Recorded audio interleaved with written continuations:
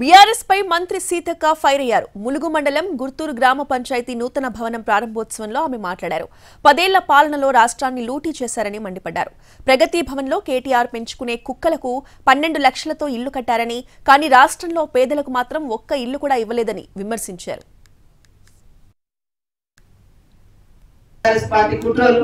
వాళ్ళు 3 రోజులు కాలే అధికారం దిగిపోయి రోజు మమ్మల్ని నిలదీస్తాం అంటారు. కనీసం వాళ్ళ కుక్కకు 12 లక్షల కేటీఆర్ కుక్కలకు 12 లక్షలు పెట్టి ఇల్లు కట్టించారు. వాటికి షెడ్లు వేసారు. వాళ్ళ ఆటలు ఆడుకోవడం కోసం 2-3 కోట్లు ఖర్చు పెట్టుకున్నారు బ్యాడ్మింటన్ ఆడడం కోసం. మన ఊళ్ళో పిల్లలకు గేమ్స్ పెడితే టీచర్లు కొంగులు బట్టి అడుకొచ్చి పాపం అక్కడక్కడ గేమ్స్ ఆటలు ఆడిచ్చారు. మనకైతే ఇల్లు రాలేదు ఇంతవరకు. కుక్కలకు మాత్రం ఇల్లు కట్టించారు ఉండడం కోసం. వాళ్ళ పాలన అట్లా.